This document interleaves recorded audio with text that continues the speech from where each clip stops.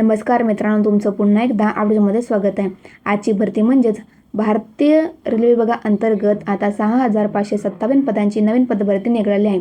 यामध्ये विविध पदांचा समावेश असणार आहे आणि यामध्ये तुम्हाला लागताच 19,900 पासून ते 29,200 पर्यंत प्रति महिना सॅलरी भेटणार आहे। तुम्हाला या व्हिडिओमध्ये या भरतीची संपूर्ण माहिती बघायला भेटणार आहे। त्यामुळे व्हिडिओमध्ये नक्की बघा। व्हिडिओ आवडल्यास लाईक करा, चॅनल सबस्क्राइब नक्कीच करा। जर तुम्ही अजूनपर्यंत eastern power distribution company limited अंतर्गत 135 पदांची जे नवीन पदभरती निघालेली आहे, तुम्ही ती व्हिडिओ नसेल बघितली तर मी या व्हिडिओ डिस्क्रिप्शनमध्ये तळसूद लिंक देत आहे, तुम्ही ती पण व्हिडिओ नक्कीच बघा। आणि डिस्क्रिप्शनमध्ये मी व्हॉट्सअप चॅनलची लिंक आणि फेसबुक पेजची लिंक दिली आहे, त्याला पण नक्कीच फॉलो करा। तर चला आजच्या भरतीकडे वळूयात। बघा, तुम्हाला स्क्रीनमध्ये संपूर्ण जाहिरात दिसत आहे। यामध्ये ही भरती काढलेली आहे इंडियन रेल्वे अंतर्गत। बघा, यामध्ये पोस्ट नाव असणार आहे टेक्निशियन ग्रेड 1 आणि टेक्निशियन ग्रेड 2चं। बघा, यामध्ये एकूण जागा असणार आहेत 6557। यामध्ये तुमचं पे लेवल हा 5 आणि 2 असणार आहे। यामध्ये तुमचं जॉब लोकेशन हे ऑल इंडिया असणार आहे। बघा, आता कोणत्या ग्रेडसाठी किती वेकेन्सी रिक्त आहेत तर सर्वप्रथम बघा, टेक्निशियन ग्रेड 1 करता 323 वेकेन्सी रिक्त आहेत आणि टेक्निशियन ग्रेड 3 करता येथे 6234 वेकेन्सी रिक्त आहेत। बघा, आता टेक्निशियन ग्रेड 3 करता कोणत्या पदासाठी किती रिक्त जागा आहेत तर सर्वप्रथम फिल्टर यामध्ये 1109 जागा रिक्त आहेत। वेल्डर या पदाकरता 584, त्यानंतर क्रेजर आणि वेंगन यामध्ये 501 जागा, फिल्टर ओपन लाईन 469 वेकेन्सी रिक्त आहेत। डिझेल मेकॅनिकल 346 वेकेन्सी जागा आहेत। इलेक्ट्रिकल जनरल सर्व्हिस 329 जागा रिक्त आहेत।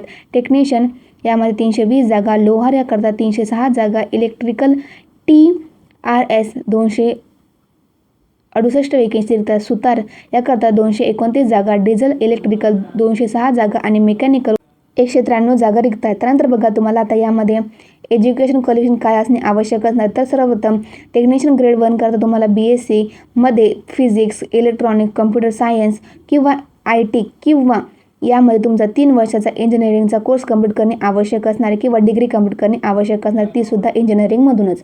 त्यानंतर बघा, टेक्निशियन ग्रेड 3 करता तुम्हाला काय शिक्षण पात्रता असणे आवश्यक असणार, यामध्ये तुम्हाला फक्त 10वी पास असणे आवश्यक असणार, परत तुमचं ITI कंप्लीट करणे आवश्यक असणार आहे। यामध्ये तुमचं वेगवेगळे ITमध्ये जसं की फिल्टर, त्यानंतर टर्नर किंवा मग यामध्ये वेल्डर अशा वेगवेगळे ITI कंप्लीट करणे असणे आवश्यक असणार आहे। तुम्हाला ज्या पदाकरता भरायचं आहे त्यानुसार तुमचं हे जे IT आहे ते असणे आवश्यक असणार आहे। त्यानंतर बघा, आता यामध्ये तुम्हाला एज लिमिट काय लागणार आहे तर टेक्निशियन ग्रेड 1 करता येथे 18 ते 33 वर्ष एज लिमिट आहे। टेक्निशियन ग्रेड 3 करता 18 ते 30 वर्ष असणार आहे। यामध्ये SC ST करता 5 वर्षाचं कन्सिडर भेटेल आणि OBC करता 3 वर्षाचं। जर तुम्ही PWD आहात तर तुम्हाला 10 वर्षाचं इथे कन्सिडर भेटणार आहे। त्यानंतर बघा, आता प्रति महिना सॅलरी किती भेटणार आहे। टेक्निशियन ग्रेड 1 करता येथे तुम्हाला 29,200 प्रति महिना सॅलरी भेटणार आहे आणि टेक्निशियन ग्रेड 3 करता तुम्हाला इथे 19,900 प्रति महिना सॅलरी भेटणार आहे। बघा, आता सिलेक्शन प्रोसेस काय असणार आहे तर सर्वप्रथम तुमची कम्प्युटर बेस्ड एक्झाम घेतली जाणार आहे, त्यानंतर डॉक्युमेंट व्हेरिफिकेशन आणि त्यानंतर तुमचं मेडिकल एक्झामिनेशन होणार आहे। त्यानंतर बघा, एक्झाम पॅटर्न काय असणार आहे तर सर्वप्रथम टेक्निशियन ग्रेड 1 करता यामध्ये तुमचं जनरल अवेअरनेसचे 10 प्रश्न 10 मार्काकरता, जनरल इंटेलिजन्स आणि रिझनिंगचे 15 प्रश्न 15 मार्काकरता, बेसिक ऑफ कम्प्युटर आणि ॲप्लिकेशन करता तुम्हाला 20 प्रश्न 20 मार्काकरता, मॅथमॅटिक्सचे 20 प्रश्न 20 मार्काकरता, बेसिक सायन्स आणि इंजिनिअरिंगचे 35 प्रश्न 35 मार्काकरता। 100 प्रश्नाचा तुमचा हा पेपर असणार आहे आणि 100 मार्क असणार आहेत। 90 मिनिट टायमिंग भेटणार आहे आणि निगेटिव्ह मार्किंग येत तुम्हाला असणार आहे। त्यानंतर बघा, आता यामध्ये एक्झाम पॅटर्न हा टेक्निशियन ग्रेड 3 करता मॅथमॅटिक्सचे 25 प्रश्न 25 मार्काकरता, जनरल इंटेलिजन्स आणि रिझनिंगचे 25 प्रश्न 25 मार्काकरता, जनरल सायन्सचे 40 प्रश्न 40 मार्काकरता आणि जनरल अवेअरनेसचे 10 प्रश्न 10 मार्काकरता। यामध्ये तुम्हाला 100 प्रश्न आहे, 100 मार्काकरता, 90 मिनिटाचा टायमिंग तुम्हाला इथे भेटणार आहे। त्यानंतर बघा, आता ॲप्लिकेशन फी किती लागणार आहे। जनरल OBC आणि EWS कॅटेगरी करता 500 रुपये आणि 400 रुपये हे तुम्हाला रिफंड भेटणार आहेत।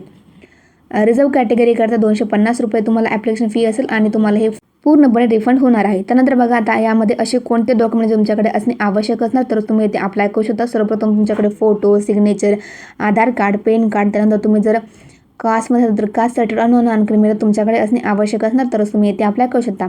त्यानंतर तुमचं शैक्षणिक पात्रतामध्ये तुमचं 10वीचं 12वीचं जे तुम्ही पदवी प्राप्त केली आहे त्याचं सर्टिफिकेट किंवा ITI कंप्लीट केलं आहे त्याचं सर्टिफिकेट तुमच्याकडे असणे आवश्यक असणार तरच तुम्ही इथे अप्लाय करू शकता।